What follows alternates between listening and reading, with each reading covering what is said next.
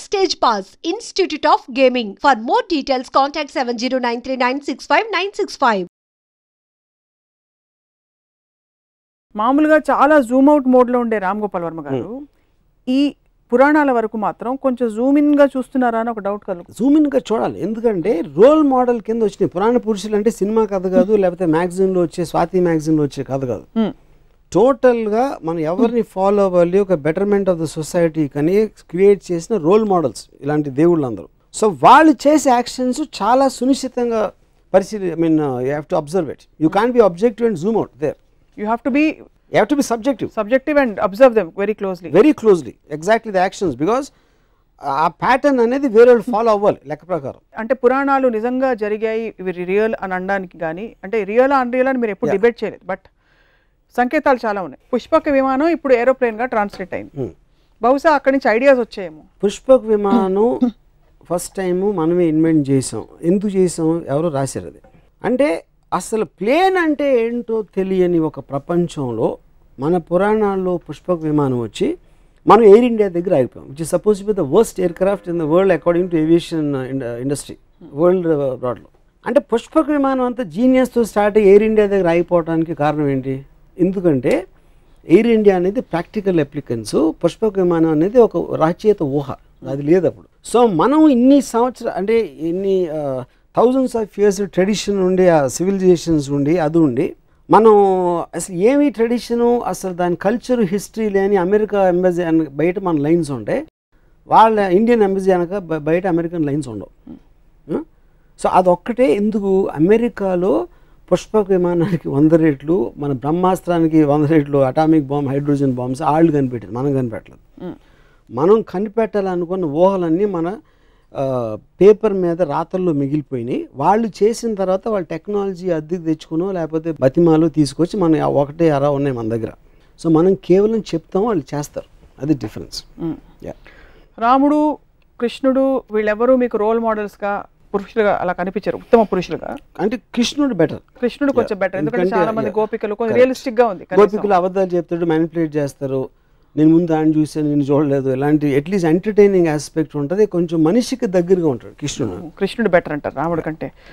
బుద్ధుడి గురించి మీ అభిప్రాయం ఏంటి? మీలాగా అంటే బేసిక్గా చాలా బలమైన అభిప్రాయాలు ఉన్న వ్యక్తి, ఐ డోంట్ వాంట్ దిస్ వ్యవస్థ, ఐఎమ్ లీవింగ్ అని వెళ్ళిపోయి. ఇప్పుడు బుద్ధుడు, నా పాయింట్ ఇప్పుడు desire is the root cause of sorrow అనేది basic one line philosophy Buddhism, అంటే most important the fundamental point అది.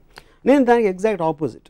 డిజైర్ అనేది లేకపోతే బతకడమే అసలు అనవసరం. మీరు బుద్ధుడు పార్షియల్గా ఉండి జూమ్ అవుట్ చేస్తారు, జూమ్ అవుట్ చేయట్లేదు. ఎందుకు ఆయన వైఫ్ వెళ్ళిపోయాడు, he said I don't want this system, I don't want this attachments. నేను first time talking about philosophy. తర్వాత తను ఏం చేశాడని నాకు పెద్ద అవగాహన లేదు బుద్ధుడు అంతకుముందు ఏం చేశాడు అనేది. Dzire is the root cause of సారో, అంటే కోరిక ఉంటే కోరిక తీరనప్పుడు మనకి సారోస్ వస్తాయి, కోరిక వదిలే అని చెప్పాడు. కోరిక లేకపోతే బతకటమే అనవసరం అనేది నా philosophy. So I am the exact opposite of Buddha. Yeah. But he had a major contribution bringing in peace, message of peace. అవర్ని మీకు కనిపించవా? I really don't know about that. So ఇప్పుడు మీరు ఈ సమకాలీన పరిస్థితుల్లో ఒక అవతార పురుషుడు, పురాణ పురుషుడు మీరు సినిమా తీయమంటే ఎవరు మీరు తీస్తారు? శకుని. I think కృష్ణుడు I think is far better example. ఎందుకంటే ఎలిమెంట్స్ ఆఫ్ శకుని ఉన్నాయి కృష్ణుడు దగ్గర, కానీ కృష్ణుడు తెలియదు ఆ విలన్ ఉంది అంటే కొంచెం నాకు, అంటే ఆబ్వియస్లీ మనందరికీ కూడా కృష్ణుడు ఎన్టీఆర్ గారి నుంచి వస్తుంది కాబట్టి నాకు చాలా స్ట్రాంగ్ ఇంప్రెషన్ ఏంటి, ఎవరు ఏమి చెప్తున్నా భీముడు కోపం వస్తూ ఉంటుంది, దుర్యోధనుడు కోపం వస్తూ ఉంటుంది, ఈయన ఒక చిన్న నవ్వుతో, అది యాక్చువల్గా దేవుడు నా దృష్టిలో. ఎందుకంటే అబ్సల్యూట్లీ ఈజ్ అన్ఎమోషనల్ అబౌట్ ఎవ్రీథింగ్. శ్రీకృష్ణుడు నేను ఎప్పుడు కోపంగా చూడలేదు.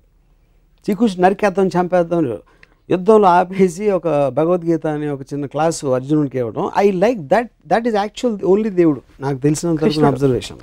మీకు ఒకవేళ బ్రహ్మ, విష్ణు, శివుడు ముగ్గురుతో అపాయింట్మెంట్ ఉంది, కానీ మీరు ice cream 16th part shoot చేస్తూ బిజీగా ఉన్నారు కాబట్టి ఒక్కళ్ళకే టైం ఇవ్వగలుగుతారు, ఎవరికి ఇస్తారు? అంటే ఇప్పుడు విష్ణు ఇస్ నాకు it's a complex thing, because ఆయన ఎత్తిన అవతారాల్లో నాకు ఎవరు కరెక్ట్ అనేది నాకు తెలియదు. So I don't want take that chance. Brahma అనేది నేను ఎప్పుడు దేవుడిగా చూడలేదు, ఎందుకంటే ఎవరు పూజించరు. బ్రహ్మకు సృష్టించడం కాకుండా వీణ వినటం తప్పిస్తే తను ఇంకేం చేస్తాడో నాకు తెలియదు, అట్లీస్ట్ నాకు ఆ నాలెడ్జ్ లేదు. శివుడు ఐ లైక్ బికాజ్ నాకు getup kind of A power, force అనేది అది ఆస్పెక్ట్. సో వాళ్ళ ముగ్గురే తీసుకుని వాళ్ళు వేసిన అవతారాలు కొంచెం పక్కన పెడితే ఐ థింక్ శివ. కాంట్రాడిక్ట్ అవుతున్నారు కాబట్టి ఐ హ్యావ్ టు ఆస్క్. ఇప్పుడు ఫర్ ఎగ్జాంపుల్ దేవుడు గురించి మాట్లాడుతున్న మన ప్రీవియస్ ఎపిసోడ్లో బ్రహ్మ తప్ప వేరే దేవుడు లేరని చెప్పారు. క్రియేటర్ నేను చెప్పింది, facilitator is different from creator.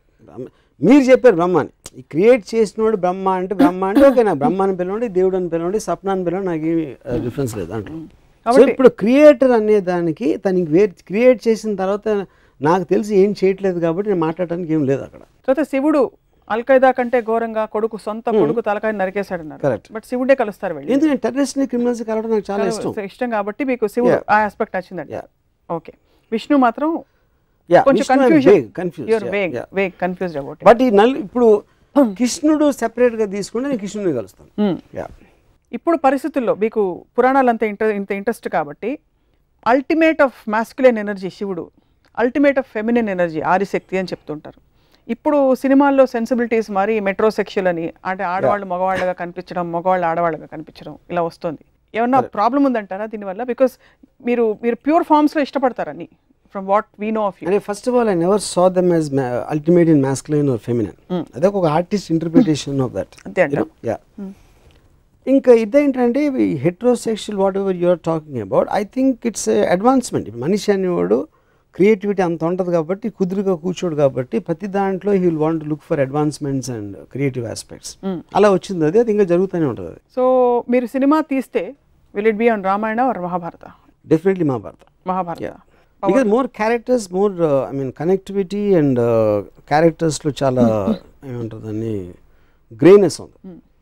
రామాయణంలో రైటర్ కంప్లీట్లీ రాముడి సైడ్ తీసుకుని ఈ just putting all the other characters, ఈడు మంచి ఆడు చెడు ఇద్దరిని డిఫైన్ చేయట్లేదు. అంటే నాకు రావణాసురుడు ఇప్పటి వరకు ఈ శూర్పణఖ ఇష్యూ వచ్చిన తర్వాత అంతకుముందు లంక ప్రజలు రావణాసురుడితో హ్యాపీయా కాదా అనేది నాకు ఇంతవరకు అర్థం కాదు. అంటే అమెరికా వచ్చి ఫ్రీడమ్ ఇప్పేస్తుందా లేకపోతే దండయాత్రగా వస్తుందా తెలియదు. సో లంక ప్రజలకి లంకేశ్వరుడు అయితే ఇష్టమైతే అప్పుడు రావణాసురుడు ఎందుకు చెడ్డాడు? కేవలం సీతను ఎత్తుకుపోయినందుక చెల్లెల కోసం, లేకపోతే ఇంకేమైనా చేశాడా తన ప్రజలు కానీ వేరే దేశాలు కానీ అనే క్లారిటీ నాకు, అలాంటి క్లారిటీ లేని చాలా ఉన్నాయి రామాయణంలో నాకు. అందుకని I have not connected to that. But Mahabharatam very much I'm connected because it all related to normal people. చిన్నప్పుడు మీకు ఎవరైనా పురాణ గాథలు పెద్దవాళ్ళు కథలు చెప్తుంటారు ఇంట్లో, మిమ్మల్ని నిద్రపుచ్చుతో చెప్పడం, ఇంట్లో అమ్మమ్మ కానీ నాయనమ్మ కానీ అలా ఆంట్స్ కానీ ఏమైనా చేశారా? లేక మీరు మై గ్రాండ్ మదర్ నాకు చెప్పాను కదా ఏదో ఎపిసోడ్లో రామాయణం గురించి keep on telling me. Ramayanam గురించి చెప్పేవారు, రామకోట రాసేవారని చెప్పారు. ఆవిడ చెప్పేవారు రామాయణం గురించి. రామాయణం కథ ఆవిడ దగ్గర విన్నారు, విని ఎందుకు నేర్చుకోకూడదో తెలుసుకున్నాను. దశావతారాలు 10 ఉన్నాయి, 11వది ఉంటే ఎవరు అవుతారు? 11వదా? సపోజ్ దశావతారాల తర్వాత ఇంకో అవతారం ఉంటే ఎలా ఉంటుంది అనుకుంటున్నారు? Maybe NTR the human being. NT రామావతారం. నాకు అందరి దేవుళ్ళు కానీ ఎక్కువ ఎన్టీఆర్ కనెక్ట్ అయ్యాను. ఆయన చేసిన మూలానో వాట్ ఎవర్ మూల, even as a political person, as a politician, as a human being. As a human being I felt that he has far more better qualities than Rama and Krishna, original Rama and Krishna. Like for example? Everything. Like the way he speaks or the way he comes across, whatever it is. పురాణాలు కేవలం ఇది role models అంత hype లేకపోతే, కేవలం కథల్ని వాస్తవాలుగా చూడగలిగితే వాటికి తావు ఉందని మీరు అనుకుంటున్నారు?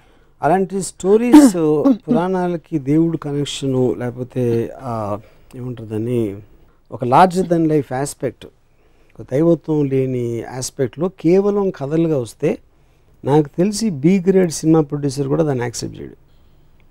అంత లాజిక్ లేని అబ్సల్యూట్ క్లారిటీ లేని కథలని. ఇప్పుడు ఫర్ ఎగ్జాంపుల్ ఎపిసోడ్ చూసిన తర్వాత విశ్వ హిందూ పరిషత్ వాళ్ళు వచ్చి మీ మీద దండయాత్రకు వచ్చి మిమ్మల్ని మీతో ఒక డిబేట్కి రెడీ అంటే మీరు రెడీయా?